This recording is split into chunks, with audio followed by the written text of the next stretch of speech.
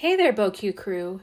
Do you have someone in your life that seems to only want gift cards as gifts, but then if you're like my kids, they're disorganized and they always lose them? This is why I thought this gift card folder is a good solution. It has pockets for gift cards and is a nice organizer for when the kids go out to spend them. You can use it for other things like tags or pictures, and you can also add more decorations to make it like a mini album. I posted the instruction sheet in the files in the BoQ Creations Facebook group for you to download for easy reference. Let's start by going through the supplies you will need for this project. You will need one sheet of 12 by 12 double-sided pattern paper, a paper cutter, a scoreboard and scoring tool, glue, and optional items like ephemera, sentiments, or die cuts, ribbons, sequins, all so you can decorate the front cover of your gift card folder.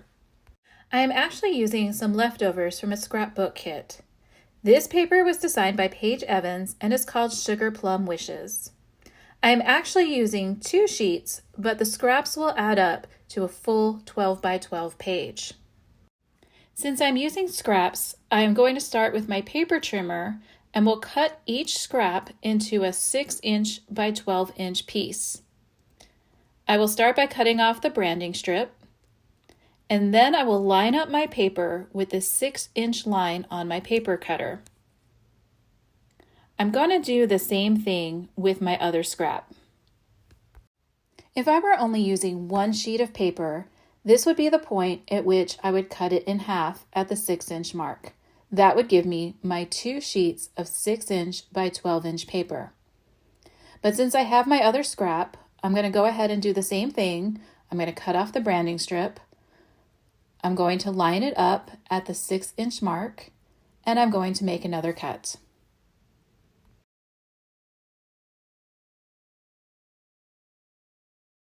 Look at those fun, whimsical designs on each side of that beautiful paper.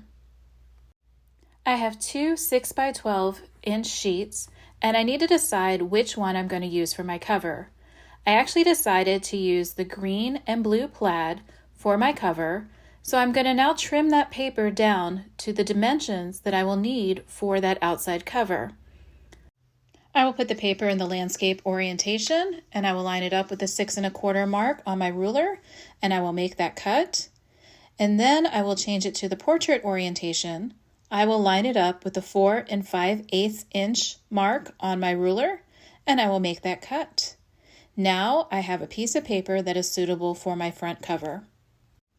While I'm working on my front cover, I'm going to get my scoreboard and I'm going to line it up with the 6 1/4 inch side flush to the top of my scoreboard. And then I'm going to make a scoring line at the 3 1/8 inch mark. It is better to score lightly a few times than to score heavy one time because you might risk tearing the paper. Once I score it, I can fold it in half and I have the front cover of my booklet.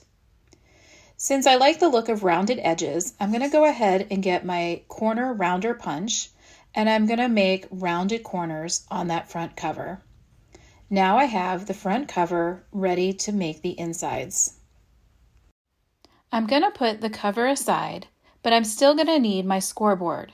I'm going to get my other piece of 6-inch by 12-inch paper, and I'm going to line it up with the 12-inch side at the top of the scoreboard. I'm now going to make some score lines at different intervals. You can see the measurements on the supply list, but I'm first going to start scoring at the 1/4 inch, and then I'm going to score at the 3 1/8 inch. Again, making light score marks, doing it multiple times so I don't rip the paper. I will score at the 6-inch mark. I will score at the 8 7/8 inch mark. And I will score at the 11 3/4 inch mark. Once I'm done with that, I'm going to turn my paper 90 degrees so that the 6-inch side is at the top of my scoreboard. And then I'm going to score at the 1 1/2 inch mark. Now I have all the score lines and I'm ready to begin folding. I'm going to start by folding along that last 1 1/2 inch score line that I made.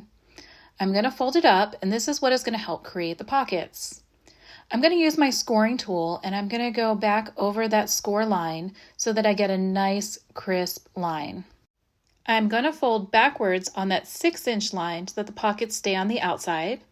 And then I'm going to fold forward on that 3 1/8 inch score line. Then I'm going to score and fold the 1/4 inch mark as well. It really doesn't matter which side it is, up or down right now.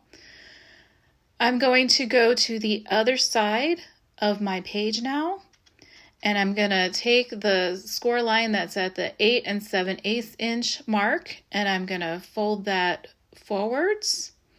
And I'm also going to fold along the 11 3/4 inch score line. This will give me an accordion style insert that I will add to my cover. You can see how it folds up to be approximately the same size as the cover you just made. I am going to go over all the folded lines again with my scoring tool to ensure that I have nice crisp folds. This will make sure that when I place it inside of the cover, everything lays smoothly.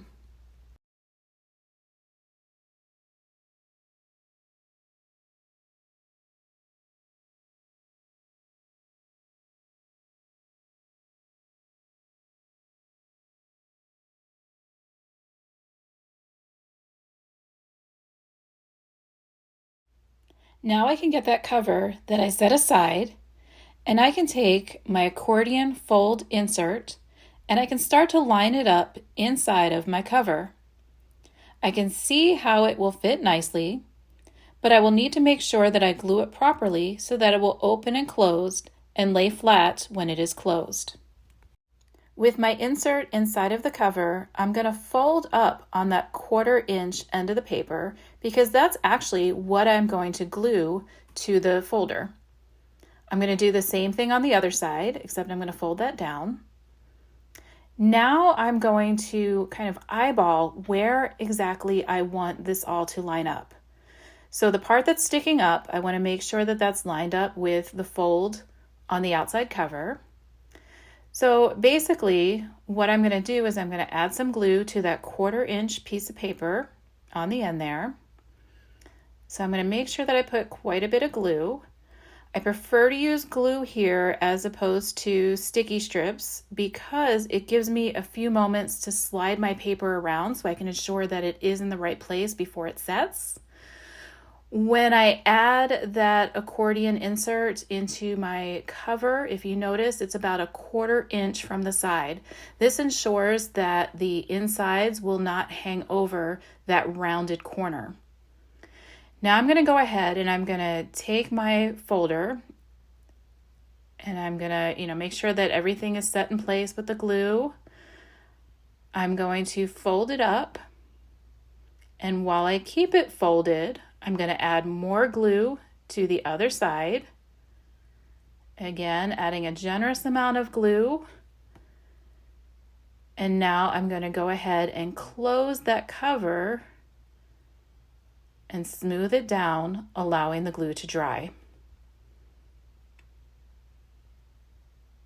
I'm going to run my fingers over that. And as you can see, everything is lined up, nothing is sticking out of the folder, and everything is glued down. Now I have a little folder that is ready to be decorated. Since I really like those nice crisp edges, I'm going to use my scoring tool and just go back over where I glued down the insert into the cover.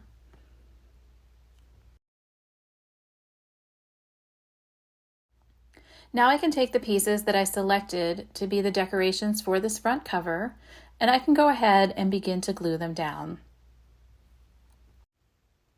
As I begin to assemble the front cover, I'm going to use some glue so that I can lay down this die cut decoration.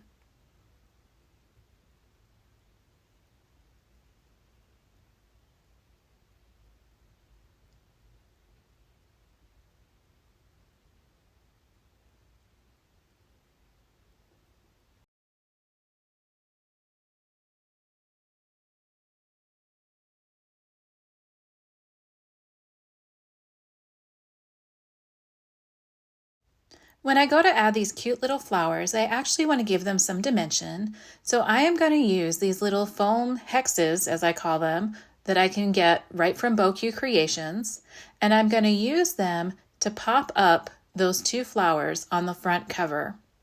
I love these little foam hexes because they are very easy to use and they're very easy to take off the backing paper for.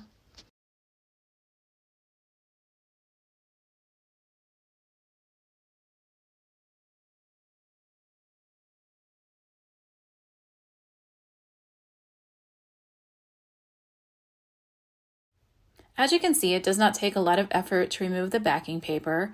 I can just rub my thumb over top of the hex and the paper comes off. I think it's because it has all those little points on them, making it easy for the paper to separate.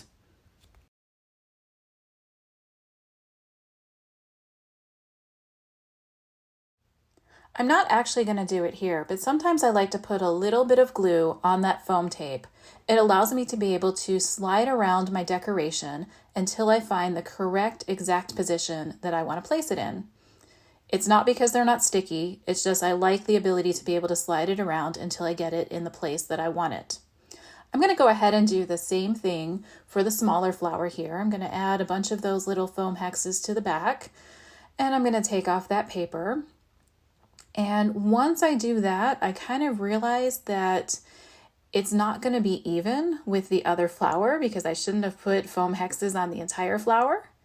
So I'm going to go ahead and I'm going to add 3 more foam hexes so that I can give double dimension. So that small flower will actually be a little bit higher raised than the big flower. This will actually look kind of neat, giving it some extra dimension on that front cover.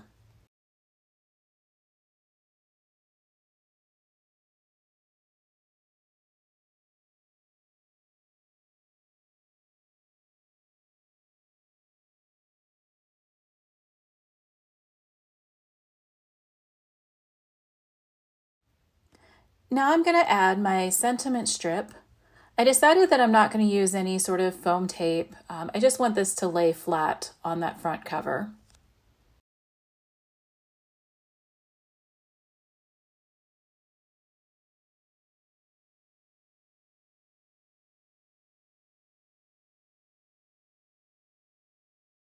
While I thought I was done, I realized that it couldn't possibly be done without adding a little bit more bling to it. So I grabbed some sequins that I have in my stash, and I took out my BoCue Creations double-ended pokey tool. I love this thing because it has a wax tip on one end and it has a pointer on the other end. So watch how if I add some little glue dots to my paper, I can use the wax end to easily pick up those sequins from my tray and deposit them onto the glue dot onto my cover.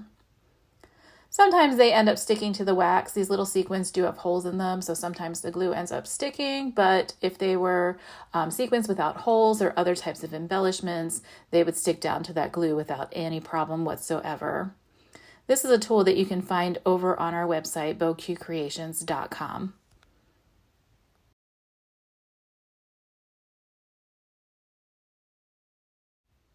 Well, there you have it, friends. We just made a holiday gift card folder using one sheet of 12 by 12 paper, as well as some other little decorations that you probably have laying around your craft room. Thank you for taking your time to craft with me today, and please be sure to visit us at www.bocuecreations.com where crafters learn to create.